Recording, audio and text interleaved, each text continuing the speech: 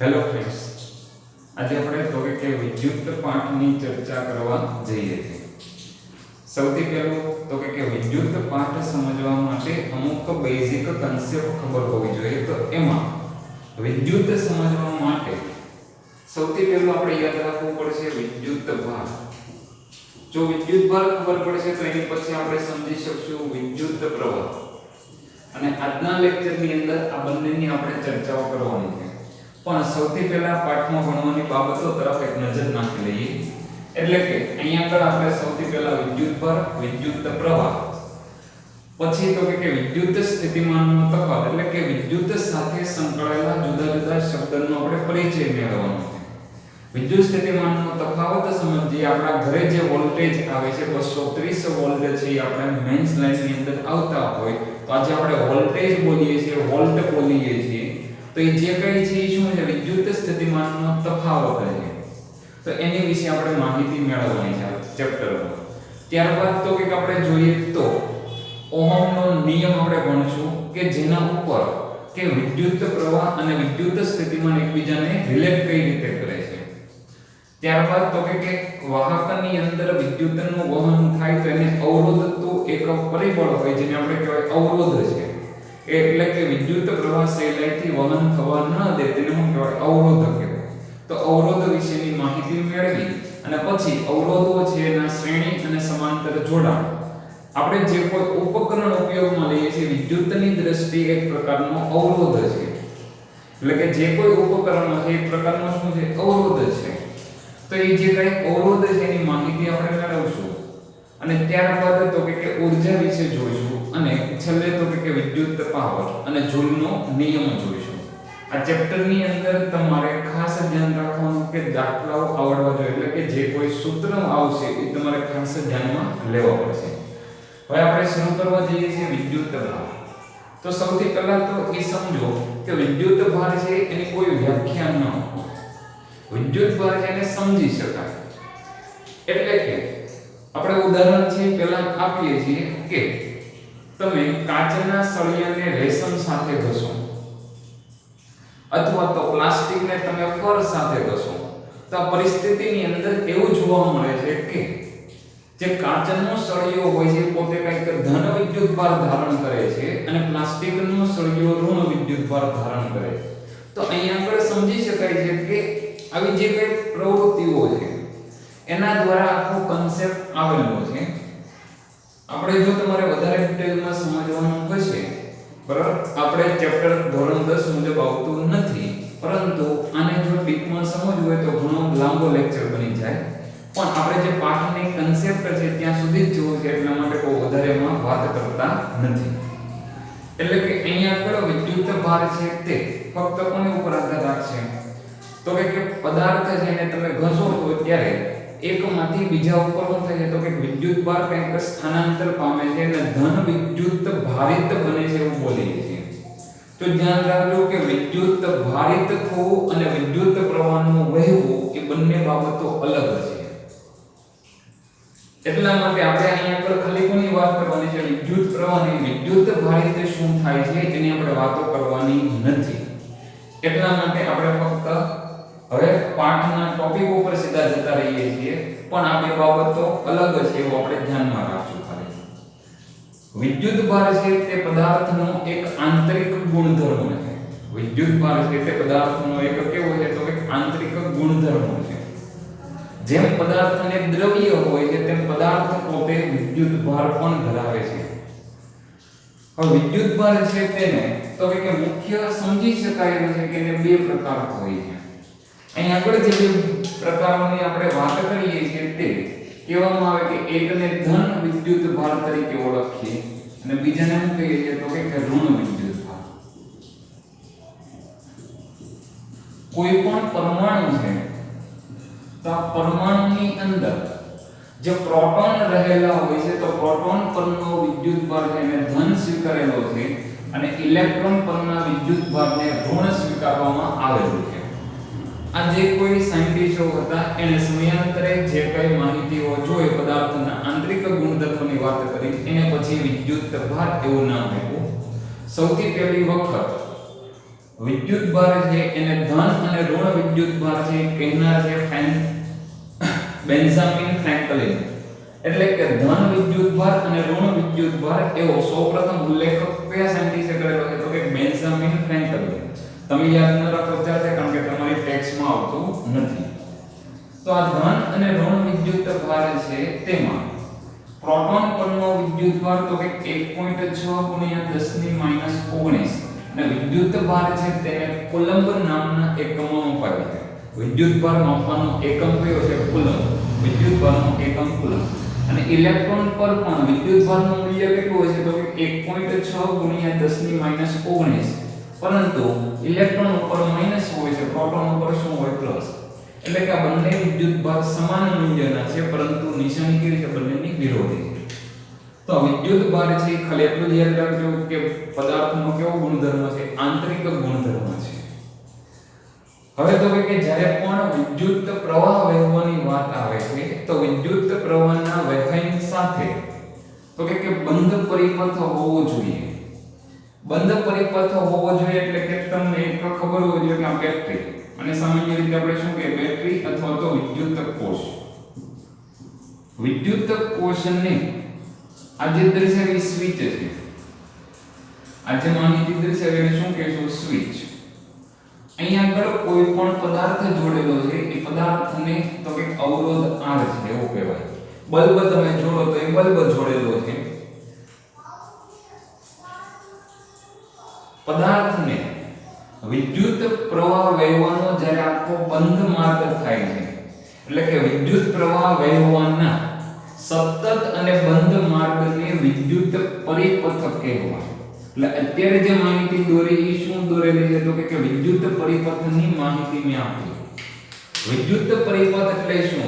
તો કે તમે કોઈ એક ઉપકરણ છે એને બેટરીની સાથે સ્વિચની મદદથી જોડો છો અને વિદ્યુત પ્રવાહ વહેવાનો કેવો માર્ગ રચાય છે તો કે સતત અને બંધ માર્ગ, તો તેને વિદ્યુત પરિપથ કહેવાય. સ્વિચ છે એ શું છે તો કે સ્વિચ એટલે કે બેટરી એટલે કે વિદ્યુત કોષ અને ઉપકરણને વિદ્યુત પ્રવાહ વહેવા માટેનું એક સાંકળતું અંગ છે, એક તંત્ર છે સ્વિચ, કે જે વિદ્યુત કોષને શું કરે છે તો કે જે તે ઉપકરણને એકબીજા સાથે શું કરે છે તો કે સાંકળે છે. એટલે કે વિદ્યુત પ્રવાહ વહેવા માટે એક પ્રકારનો માર્ગ પૂરો પાડે છે જેને આપણે શું કહીએ છીએ? સ્વિચ. સ્વિચ છે એની માટે બીજો શબ્દ યાદ રાખજો, કળ.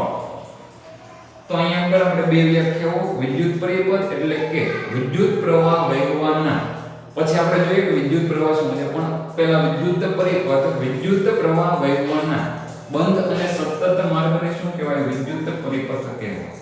સ્વિચ એ બેટરી અને જે તે ઉપકરણને જોડતો એક પરિપથ પૂરો પાડે છે. જોડતો એક પરિપથ પૂરો પાડવાનું કામ કરે છે સ્વિચ અથવા તો કળ.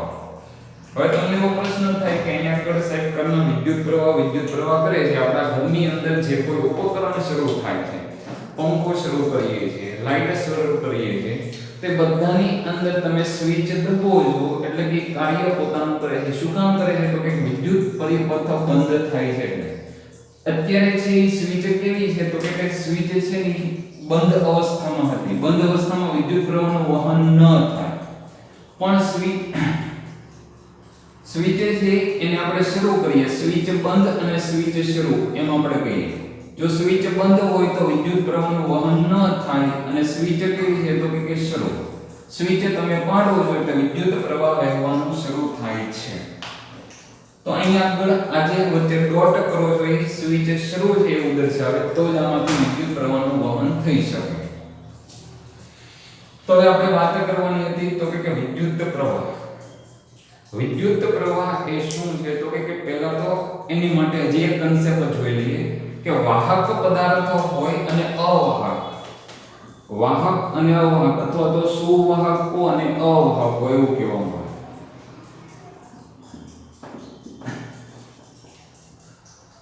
જેમાં મુક્ત ઇલેક્ટ્રોનો નું પ્રમાણ છે હોય અને મુક્ત ઇલેક્ટ્રોનો છે બેટરી દ્વારા જોડવામાં આવે તો એક જ દિશામાં ગોઠવાય અને વિદ્યુત પ્રવાહ માટે એક સળંગ માર્ગ પૂરો પાડે તો એને સુવાહક કહેવાય. અને જેમાં તો કે વિદ્યુતનું સહેલાઈથી વહન થતું નથી તેને શું કહેવાય? અવાહક. જેમ કે કાચ છે, પ્લાસ્ટિક છે.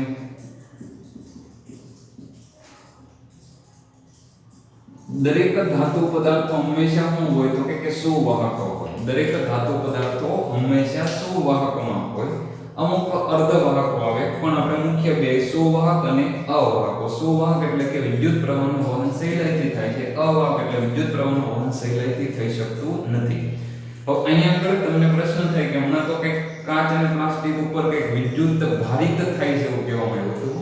એટલા માટે કીધું હતું કે ત્યાં આગળ તો કે એક સ્થાનથી બીજા સ્થાને કંઈક વિદ્યુત ભાર છે એ સ્થાનાંતર પામે છે. એટલે કે એકમાંથી બીજામાં આવે છે અને પરિણામે એક ધન અને એક ઋણ બને છે. પણ જ્યારે આ વહેવાનો માર્ગ છે તો અંદરથી એક જ દિશામાં બધા ઇલેક્ટ્રોનની ગોઠવણી મળવી જોઈએ. એટલે કે જો સુવાહકો હોય એટલે કે ધાતુ પદાર્થો હોય તો એની અંદર રહેલા બધા જ ઇલેક્ટ્રોન જ્યારે કોઈ તમે બાહ્ય કોષ જોડો છો એટલે કે એક જ દિશામાં ગતિ કરે છે. પરંતુ પ્લાસ્ટિક કે કાચની અંદર બહારથી તમે જ્યારે વિદ્યુત કોષ જોડો છો ત્યારે બધા જ ઇલેક્ટ્રોન કોઈ એક જ દિશામાં ગોઠવાતા નથી. એટલે કે એક જ દિશામાં ગતિ કરતા નથી. પરિણામે કાચ અને પ્લાસ્ટિકની અંદર વિદ્યુત પ્રવાહનો માર્ગ રચાતો નથી. જ્યારે ધાતુ પદાર્થમાં વિદ્યુત પ્રવાહનો માર્ગ રચાય છે. એટલે આ બાબતો ખાસ ધ્યાનમાં રાખજો. હવે વિદ્યુત પ્રવાહની હવે આપણે વાત કરીએ અને વિદ્યુત પ્રવાહ છે ને વ્યાખ્યા સાથે વ્યવસ્થિત આખું સમજીએ. તો જ્યારે એકમ સમયની અંદર જો વ્યાખ્યા છે એ સમજશો તો તમને ઝડપથી આવડશે. શબ્દ બોલવામાં આવે છે એકમ સમય. એકમ સમય જ્યારે શબ્દ લાગે એટલે એકમ વસ્તુ હોય ને હંમેશા છેદમાં લખવાનું હોય. એકમ સમયની અંદર વાહકના કોઈ પણ આડછેદમાંથી પસાર થતા વિદ્યુત ભારનો ચોખ્ખો જથ્થો. ફરીથી ધ્યાન રાખો કે એકમ સમયની અંદર વાહકનું કોઈ પણ આડછેદ. અહીંયા આગળ છે આપણે એક વાહક લઈએ છીએ. આ એક વાહક છે એવું સંપૂર્ણ આપણે સ્વીકારો. તો આ વાહકની અંદર તમે બાહ્ય બેટરી જોડી દો. એટલે કે આ ધાતુ પદાર્થ છે એને તમે બહારથી કોની સાથે જોડો છો? બેટરી સાથે. સાથે આપણે એક કળ મૂકી દઈએ અને જેવી અહીંથી કળ શરૂ કરીએ, કળ શરૂ કરશો એટલે વિદ્યુત પ્રવાહ છે એનું વહન થશે અને વાહકની અંદર જેટલા કોઈ મુક્ત ઇલેક્ટ્રોન હતા. ખાસ બીજું ધ્યાન રાખજો કે વિદ્યુત પ્રવાહ રચાવવા માટે વાહકની અંદર મુક્ત ઇલેક્ટ્રોનની સંખ્યા હોવી જરૂરી છે. તો આ જે મુક્ત ઇલેક્ટ્રોન રહેલા હોય છે તે જ વાહકની અંદર વિદ્યુત પ્રવાહનું વહન કરે. જ્યારે તમે બાહ્ય કોષ જોડશો એટલે કે બધા ઇલેક્ટ્રોન એક જ દિશામાં ગોઠવાય. મુક્ત ઇલેક્ટ્રોન જેટલા હતા, મુક્ત ઇલેક્ટ્રોન એટલે કે પરમાણુની બાહ્ય કક્ષાના જે ઇલેક્ટ્રોન એ બધા મુક્ત ઇલેક્ટ્રોન. જ્યારે કોઈ ધાતુ પદાર્થનું નિર્માણ થાય છે ત્યારે તેની સંયોજકતા કક્ષામાંથી અમુક ઇલેક્ટ્રોન થાય તો કે પિતૃ પરમાણુમાં મુક્ત રીતે હરીફરી શકતા હોય, જેને આપણે કહેવાય મુક્ત ઇલેક્ટ્રોન. અને આવા મુક્ત ઇલેક્ટ્રોન છે બાહ્ય બેટરી જોડો એટલે એક જ દિશાની અંદર જાણે કે ગતિ કરે છે.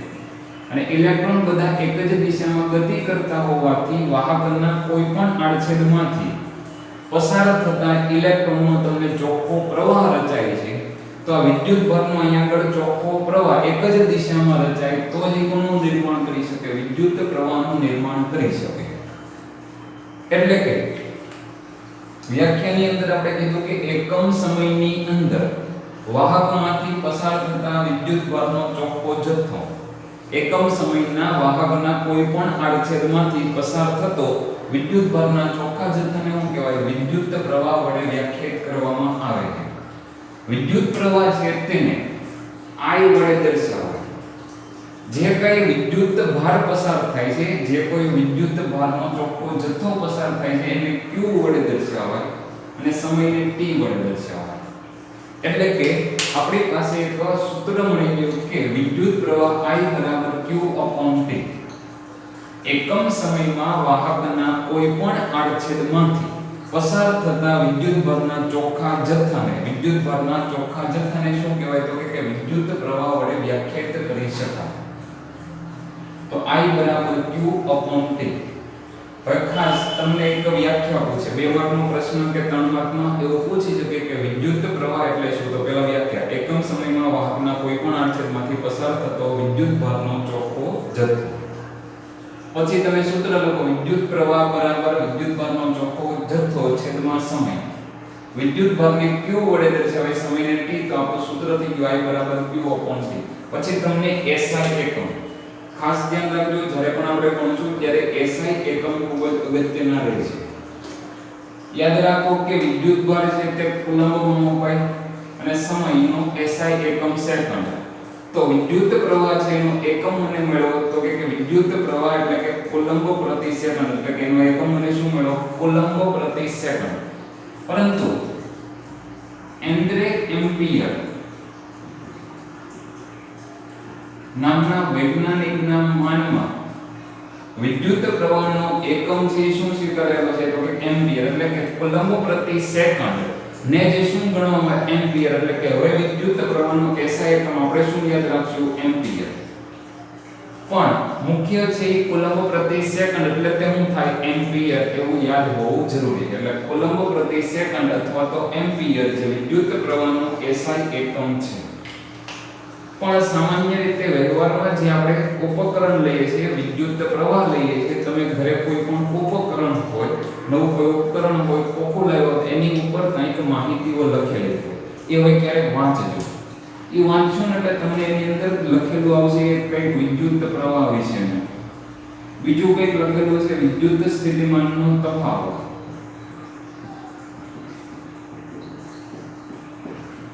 એટલા માટે અહીં આગળ લખેલું છે વોલ્ટેજ. જો વિદ્યુત સ્થિતિમાનનો તફાવત એવું ન લખેલું હોય વોલ્ટેજ, અને એક લખેલું હોય વિદ્યુત પાવર.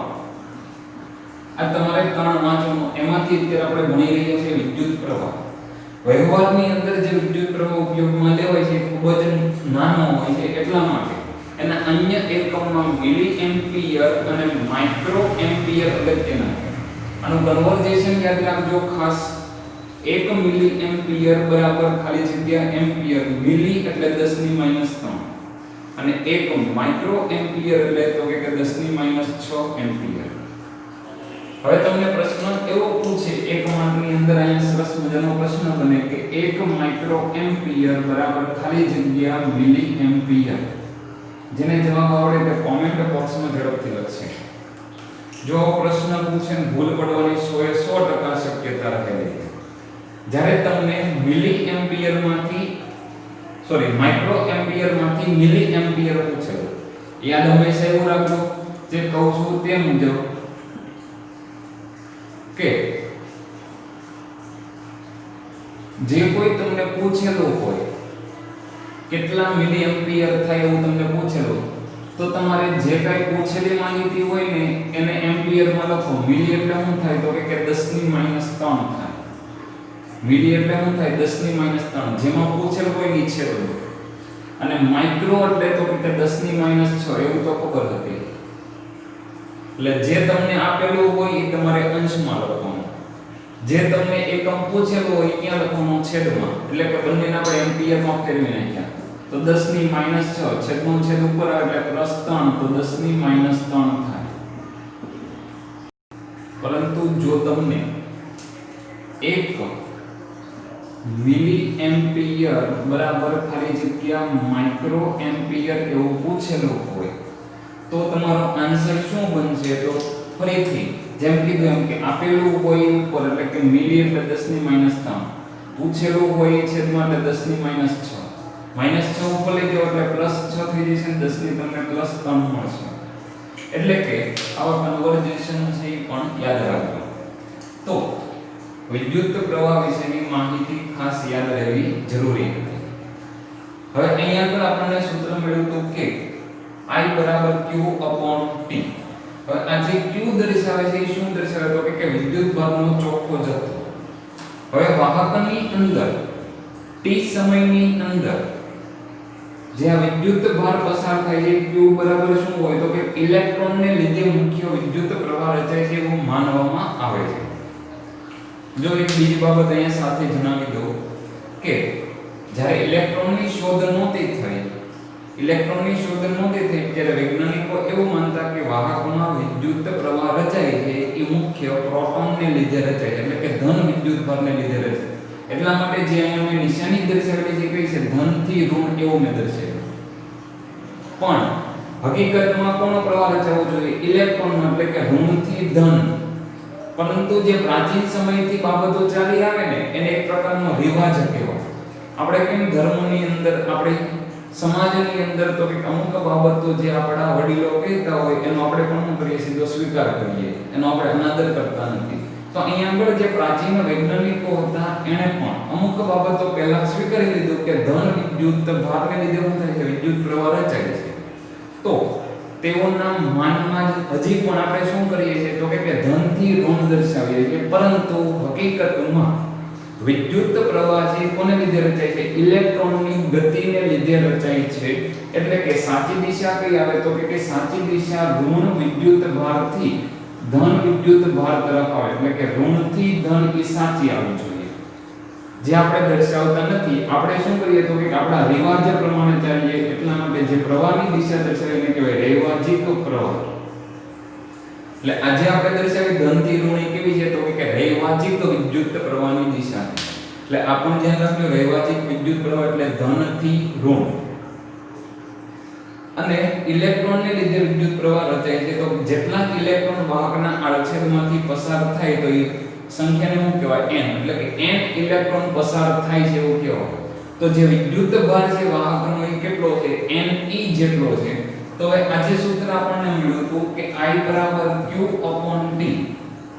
એની અંદર શું બને તો કે ne/t. શું બને t. હવે માનો કે મારે એવું કેવું હોય કે વાહકમાંથી 1 એમ્પિયર જેટલો વિદ્યુત પ્રવાહ પસાર થાય છે. વાહકમાંથી કેટલા એમ્પિયરનો વિદ્યુત પ્રવાહ પસાર કરવો છે 1 એમ્પિયર.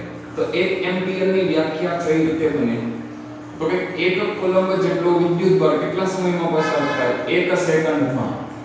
તો આપણે એવું કહી શકીએ કે 1 એમ્પિયર વિદ્યુત પ્રવાહનું વહન થાય છે. તો 1 એમ્પિયર વિદ્યુત પ્રવાહની વ્યાખ્યા વાહકના આડછેદમાંથી, હંમેશા આપણી બાબત કોને લગતી હોવી જોઈએ તો કે આડછેદમાંથી પસાર થતા માટે. તો વાહકના કોઈ પણ આડછેદમાંથી 1 સેકન્ડમાં જો 1 કુલંબ જેટલો વિદ્યુત ભાર પસાર થતો હોય, તો વાહકમાં 1 એમ્પિયર વિદ્યુત પ્રવાહનું વહન થાય છે તેમ કહેવાય. જો વાહકમાં 1 સેકન્ડમાં 1 કુલંબ જેટલો વિદ્યુત ભાર પસાર થતો હોય તો તે વાહકમાં 1 એમ્પિયર વિદ્યુત પ્રવાહનું વહન થાય છે તેમ કહી શકાય. તો અહીંયા આગળ આપણે કીધું કે વિદ્યુત ભાર કેટલો છે 1 કુલંબ. તો 1 એમ્પિયર વિદ્યુત પ્રવાહ વહન થાય ત્યારે કેટલા ઇલેક્ટ્રોનનું વહન થતું હોય એવો પ્રશ્ન થાય કે કેટલા ઇલેક્ટ્રોન વહેવા જોઈએ. તો આપણે 1 કુલંબ વિદ્યુત ભાર છે એટલા માટે q ne, જ્યાં પર q 1 છે. n એટલે ઇલેક્ટ્રોનની સંખ્યા ખબર નથી, પરંતુ વિદ્યુત ભાર તો ખબર છે 1.6 × 10⁻⁹ આવે.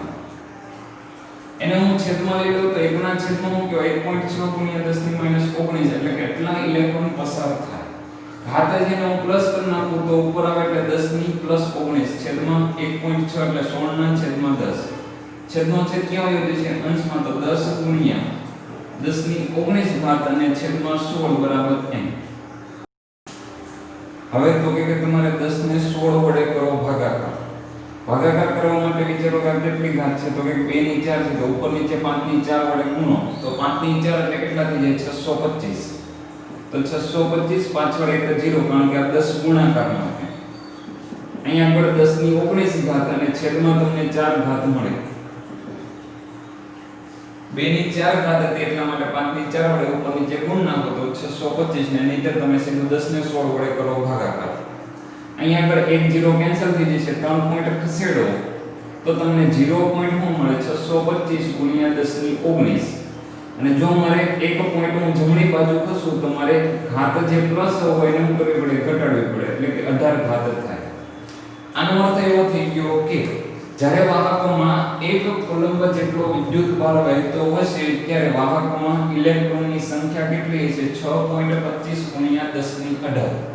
એટલે કે 6.25 × 1018 જેટલા ઇલેક્ટ્રોનનું વહન થતું હોવું જરૂરી છે. તો એક કુલંબ વિદ્યુત ભાર છે એ કહેવાય, અથવા તો એવું કહેવાય કે 1 એમ્પિયર વિદ્યુત પ્રવાહનું વહન થાય છે. તો આ બાબત છે 1 એમ્પિયર વિદ્યુત પ્રવાહ વહન થાય તે માટે કેટલા ઇલેક્ટ્રોન વહેવા જોઈએ? 6.25 × 1018. તો આજના લેક્ચરની અંદર આપણે વિદ્યુત પ્રવાહ વિશેની માહિતીઓ સમજ્યા, જે આપણે અહીંયા આગળ રાખીએ છીએ. નેક્સ્ટમાં વિદ્યુત સ્થિતિમાનનો તફાવત જોઈશું. જય હિન્દ, જય ભારત.